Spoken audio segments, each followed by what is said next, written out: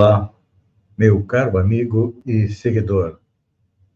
Seja bem-vindo à nossa live do Papo Espírita, uma live quinzenal no Centro Espírita Allan Kardec de Balneário Gaivota, onde você tem o comentário sobre a ótica da doutrina espírita a respeito de uma notícia, um fato.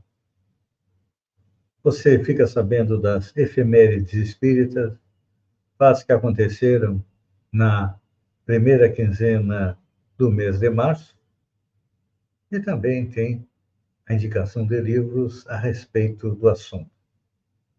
Vamos iniciar a nossa live fazendo uma oração, pedindo a Deus, que é a inteligência suprema, a causa primária, a Jesus, o divino mestre e governador espiritual do planeta Terra, a direção espiritual do Centro Espírita Allan Kardec, que nos auxilia nos trabalhos, pela oportunidade de estarmos aqui reunidos, pedindo proteção, amparo para mim e para você que nos acompanha. Nós dizemos: Pai nosso, que está no céu, santificado seja o teu nome,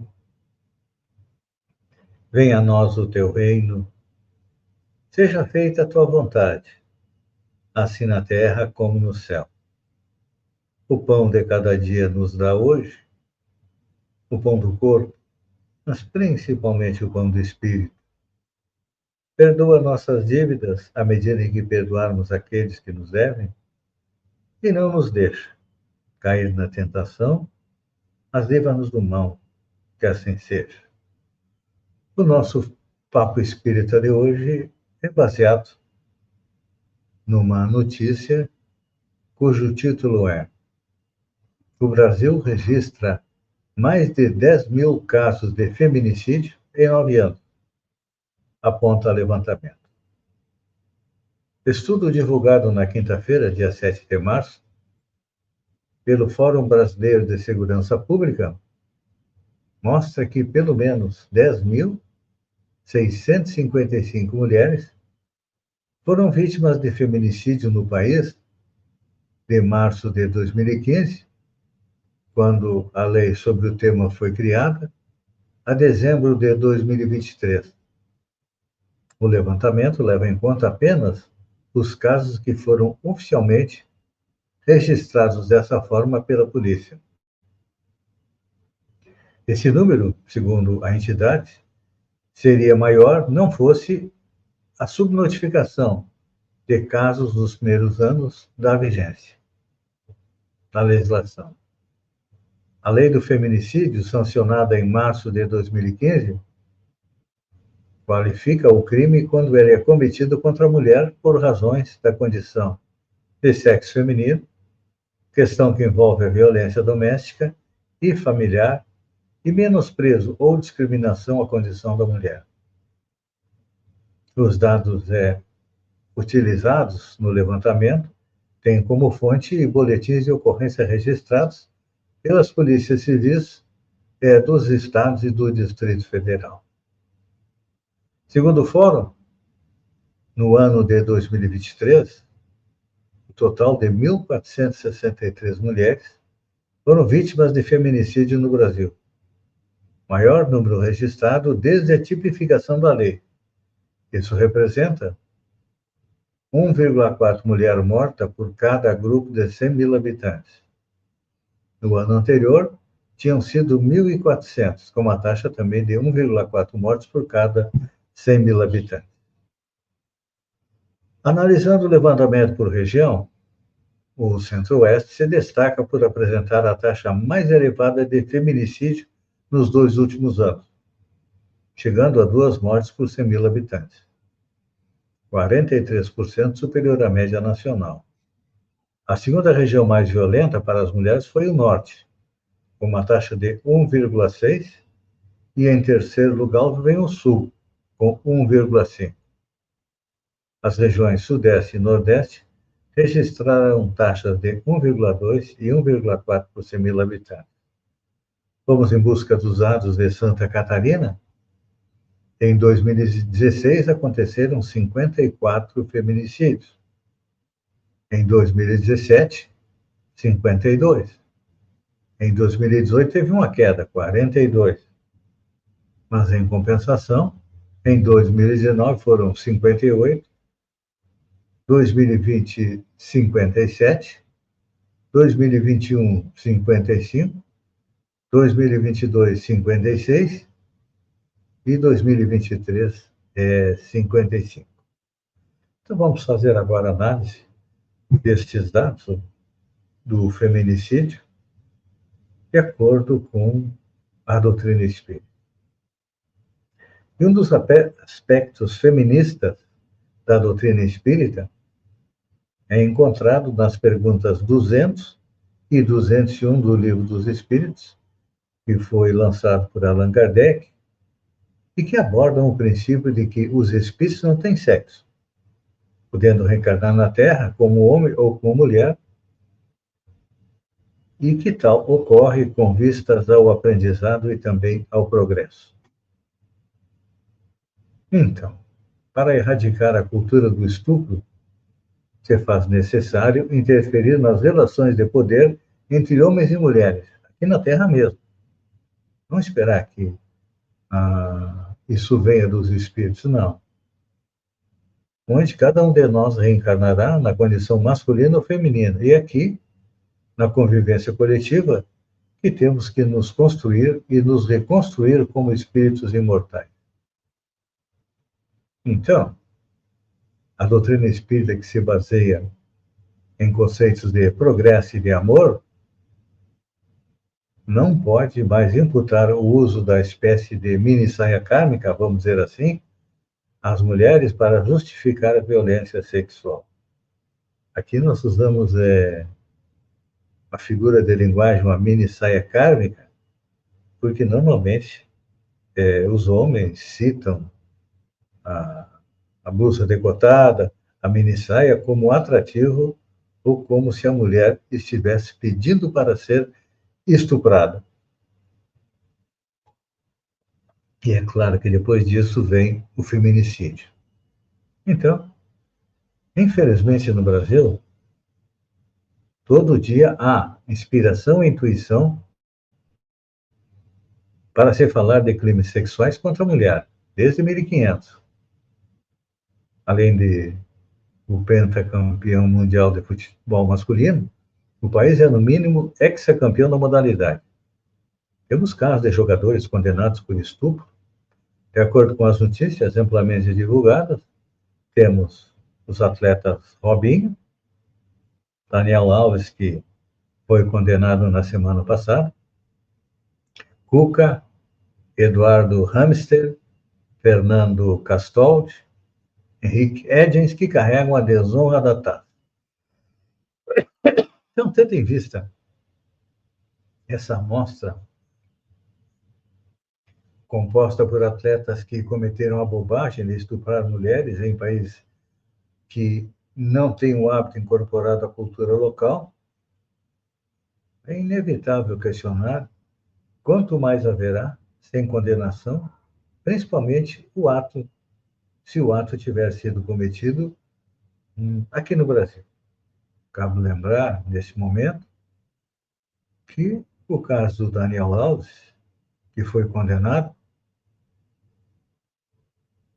mas antes acabaram condenando a mulher, dizendo que ela tinha pedido para ser estuprada. Então, é importante a gente procurar compreender as bases dessa violência masculina, não só contra a mulher, mas as bases da violência masculina, que acaba tendo por alvo um ser que tem dificuldade de se defender por ser de compreensão mais frágil. Então, o espírito Joana de Ângeles, no livro Senda Luminosa, nos traz uma visão feminina da violência, porque Joana de Ângeles foi mulher em várias encarnações Então, tem bastante experiência para poder falar sobre isso como um espírito imortal. E ela faz uma análise da violência que campeia pelo mundo. Diz ela, a violência vem dominando o mundo e as consequências, quando são impostos regimes políticos, condutas sociais, convicções religiosas, ideologias que se fazem aceitar pela força e que têm resultado num acúmulo de iras que se converte em mágoas e ódios, ampliando os ressentimentos, dando lugar a explosões periódicas de rebeliões e crimes ferozes. Enquanto predominarem aqui na Terra a rebeldia e a indisciplina do instinto, que ainda não está completamente submetida à razão, a violência vai governar o ser humano. Isso é que nós estamos vendo, não é? A violência se alastrando por todos os setores da sociedade. Continua Joana de Ângeles. A ambição desmedida do ser que ainda não conseguiu possuir de qualquer maneira o que lhe falta para sobrepor-se a seu próximo e tentar dominá-lo, sob a tirania do orgulho, da presunção, dos conflitos de inferioridade que o infelicitam, faz o indivíduo violento. Então aqui nós temos o quê? As raízes da violência. É, porque a violência urbana, por exemplo, ela é filha legítima dos que se encontram nos gabinetes luxuosos e desviam valores que pertencem ao povo, que desrespeitam, que elaboram leis injustas, que apenas os favorecem, que esmagam os menos afortunados, utilizando-se de medidas especiais de exceção que os anulam e que exigem submissão das massas para que consigam o que lhes pertence de direito, produzindo o lixo moral e os desconcertos psicológicos, psíquicos e espirituais. Interessante essa colocação da Joana de Ângeles. Ela nos vem de um outro livro, Amor Imbatível Amor. Então, ele coloca que a violência dos dias atuais, ela inicia onde? Nos gabinetes luxuosos, muitas vezes dos nossos políticos, que desviam valores que pertencem ao povo. Então, se o meu líder é corrupto, se o meu líder é violento, por que eu não vou seguir o seu exemplo? Nós temos visto isso nos últimos anos, frequentemente aqui no nosso país. Só que deveríamos seguir líderes completamente diferentes. Eu diria até que líderes opostos. Claro que lá no final nós vamos dar o exemplo de o que fazer para combater a violência. E é claro que o melhor exemplo de combate à violência nos vem de Jesus. Mas é importante a gente compreender que, além dos fatores que geram violência, nós temos que compreender um pouco mais o que? Da agressividade no lar. No lar, na família, é onde se iniciam os problemas e é onde também se resolvem os problemas. Porque Allan Kardec nos coloca no Evangelho segundo o Espiritismo que existem dois tipos de família: as famílias pelos laços do espírito e as famílias pelos laços do corpo. A família espiritual, coloca Allan Kardec, são seres que têm tendências, gostos, vivências bastante semelhantes. E bem, reencarnando, às vezes junto, outras vezes separado, mas sempre se apoiando uns aos outros. Essa é a família espiritual. E como nós somos espíritos que tivemos centenas, milhares de encarnações, é claro que as nossas reencarnações anteriores não foram reencarnações com flores, não. Eu diria que foram reencarnações com muitos espinhos, porque fizemos muitos inimigos pelo caminho, nós maltratamos, nós roubamos, nós matamos, e estes inimigos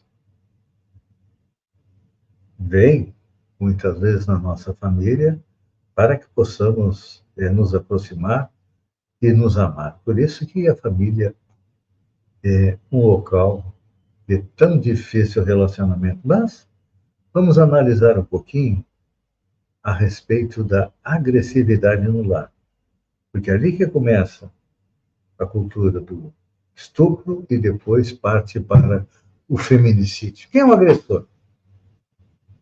É, a gente tem que compreender que o agressor ele deve ser examinado como alguém perturbado em si mesmo, em lamentável processo de agravamento. Não obstante merecer tratamento para sua agressividade, que procede do espírito cujos germes o contaminam, em decorrência da predominância dos instintos materiais que o governam e dominam, esse é um problema sério, que exige cuidados especiais. E olha, com certeza você vai concordar comigo, não vai? A agressividade vem dominando cada vez maior número de vítimas que caem nas suas malhas.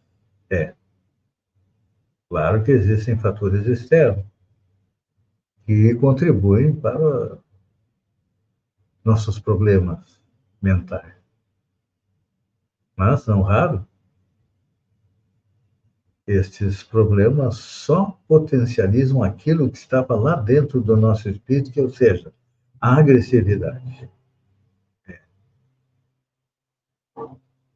Por que acontece isso?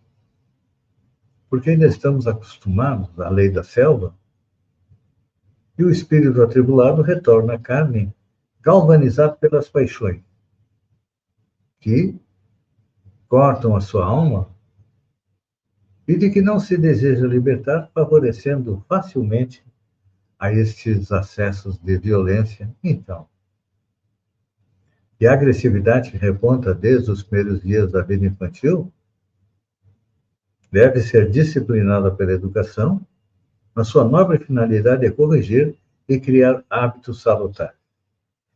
É importante a gente abrir um parêntese para analisar.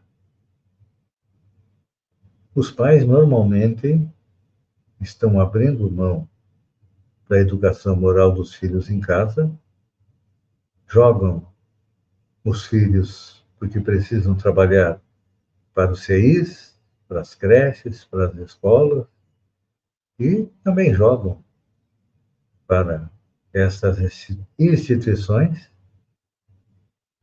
a educação moral que deveria ser dada em casa. E aí, muitas vezes, os pais se culpando por não terem tempo para seus filhos, porque tem que ficar manuseando o celular, e é importante, né? O brasileiro é um dos povos que mais tempo passa durante o dia nas redes sociais. Então, não seria melhor os pais diminuírem um pouco o uso do celular, das redes sociais, para se dedicar à educação de seus filhos? E aí, como eu disse, com um complexo de culpa, eles acabam tentando dar tudo aquilo que os filhos querem. E acabam transformando os filhos em pequenos tiranos.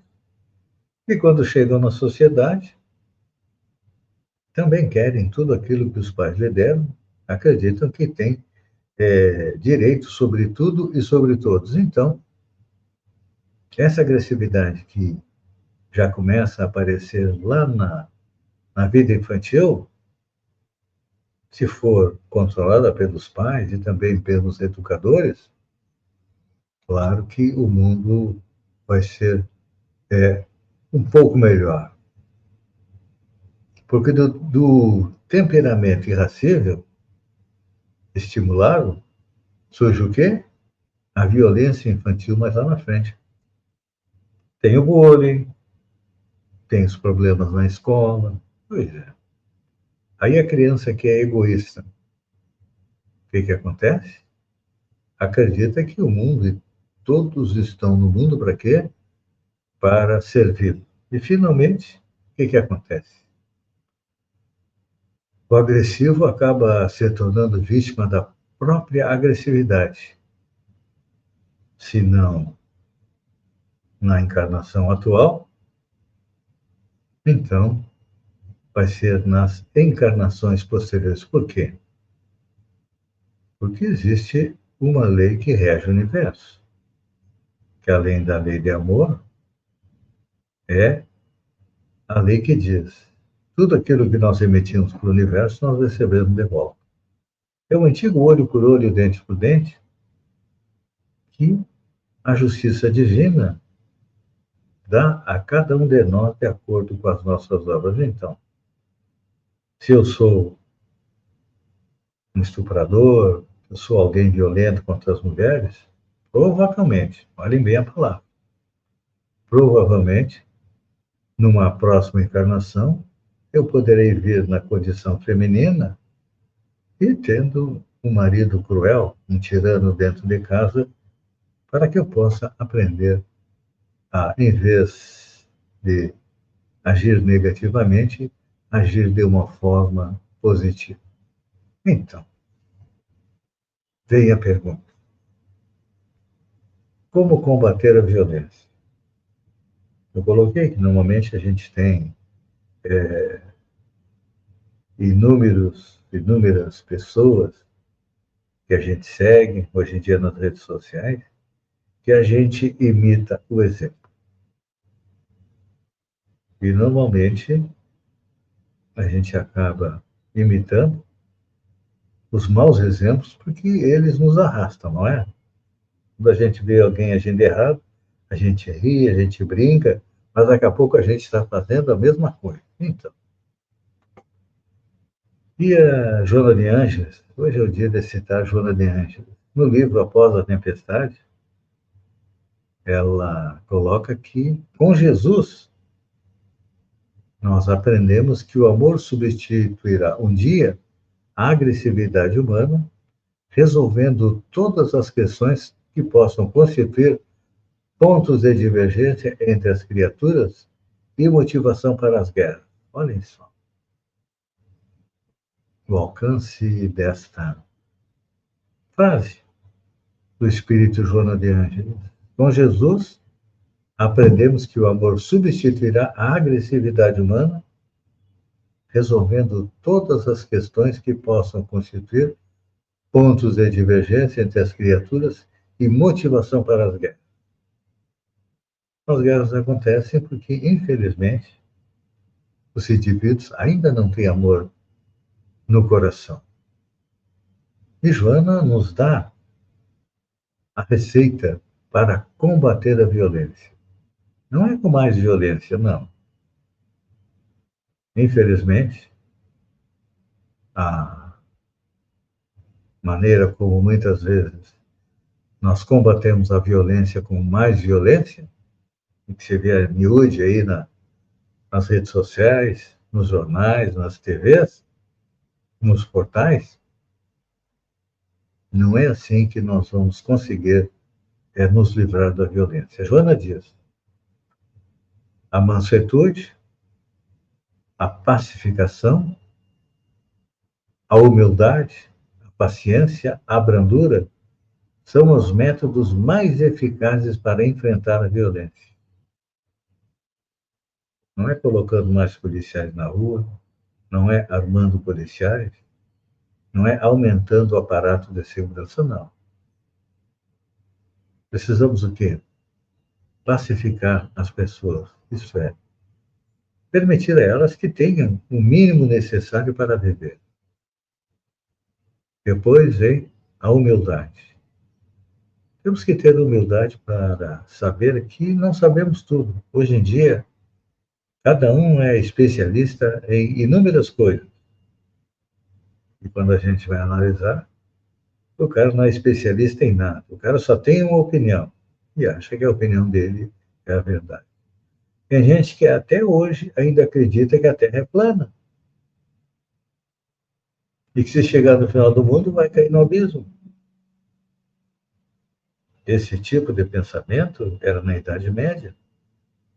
Já foi fartamente comprovado que a Terra é redonda, é esférica, mas tem gente que não aceita. Paciência, né? Se não aceitar nessa encarnação, provavelmente numa outra vai aceitar. A paciência é, é outra virtude que está muito em falta nos dias atuais. Nós somos pessoas sem paciência. Parou num semáforo, semáforo abriu, o carro da frente não arrancou, lá vai a buzina, lá vai um xingão, e isso muitas vezes acaba levando a uma discussão, uma briga e também a morte. E temos também a brandura, que é uma maneira de agir calma, tranquila, sem ofender a ninguém. Então, tudo isso nós precisamos exercitar para quê? Para combater a violência. Um exemplo de combate à violência nos vem lá da Índia, lá no século passado. Gandhi, Mohandas Kalachand Gandhi, a grande alma que encarnou lá, conseguiu a libertação do seu povo do jugo dos ingleses sem disparar um único tiro e era adepto à não violência. Então, isso nós precisamos, além de colocar em prática as virtudes que Jesus nos trouxe, mais perto de nós temos Gandhi que nos esclarece, nos lembra que podemos e devemos ser não violentos, porque violência gera violência, comportamento gera comportamento. Então, se o nosso comportamento for de amor, com certeza, um dia, o amor vai contaminar a todos e a Terra deixará de ser o mundo de provas e expiação para ser o mundo de regeneração. Mas já que estamos falando a respeito da mulher, é importante a gente lembrar a dificuldade que a mulher teve em conquistar seu espaço na sociedade. Porque ela sempre foi considerada um ser de segunda categoria. O homem, em Israel da antiguidade, podia muito bem dispensar a sua mulher e, se a flagrasse em adultério, podia mandar apedrejá-lo. Ele podia ser adúltero, que com ele não acontecia nada. Foi aquele exemplo daquela mulher que tentaram fazer uma pegadinha com Jesus. O marido disse que ela tinha adulterado e pediu que Jesus atirasse a primeira pedra. Jesus, percebendo que ali tinha uma pegadinha, começou a escrever no chão: Isaac roubou uma cabra. Ibrahim cobiçou a mulher do próximo. E aí foi escrevendo no chão todos os erros que aquelas pessoas tinham cometido. E depois disse aquela célebre frase: quem estiver sem pecado, que atire a primeira pedra. Ninguém teve condições de apedrejar, porque todos tinham cometido erros. Então a gente percebe que foram séculos de lutas para a mulher conseguir um espaço na sociedade. Por exemplo, algumas conquistas. Em 1827, as meninas são liberadas para frequentar a escola, ou seja, até 1827, a mulher não podia frequentar a escola.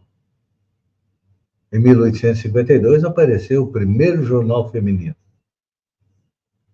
Em 1879, as mulheres conquistaram o direito ao acesso à faculdade. Em 1910, o primeiro partido político feminino é criado. E é interessante a gente analisar um partido político feminino, que aqui no Brasil foi fundado o Partido da Mulher, só que toda a diretoria do Partido da Mulher é de homem. Então, de mulher tem muito poucos no partido. Em 1932, as mulheres conquistaram o direito ao voto.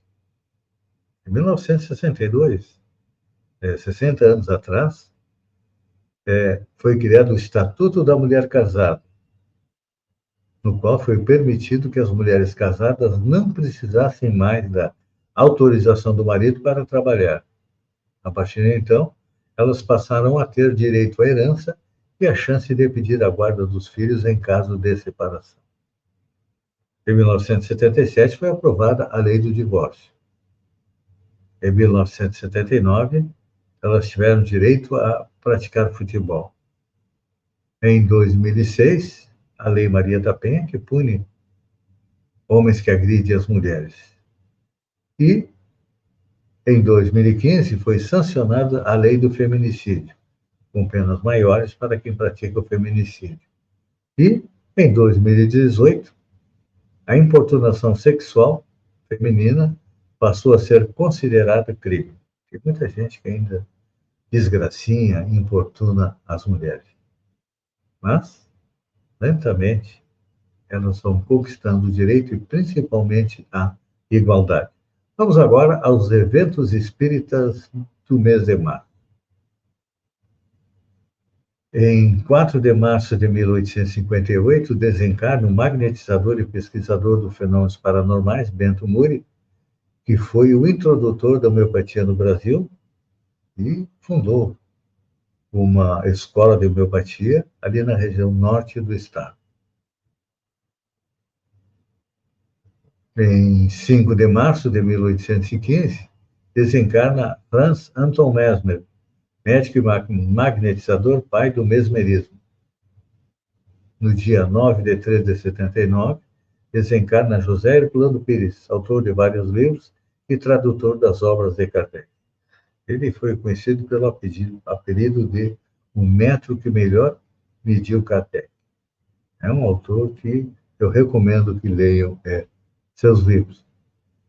Em 9 de março, desencarna no Rio de Janeiro Ivone do Amaral Pereira, médium que eu também recomendo a leitura dos livros. Em 14 de 3 de 1874, o pesquisador naturalista inglês Alfred Russel Wallace torna-se o primeiro cientista a obter uma fotografia de um espírito materializado.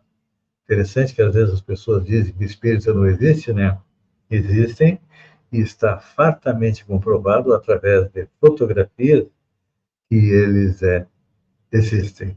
E vamos agora à nossa indicação de livros. Claro que, como nós estamos abordando o Dia da Mulher, a violência contra a mulher, eu recomendo livros que tratem também do assunto. Por exemplo, nós temos o livro Kardec para Mulheres, de Rosana Voigt Silveira.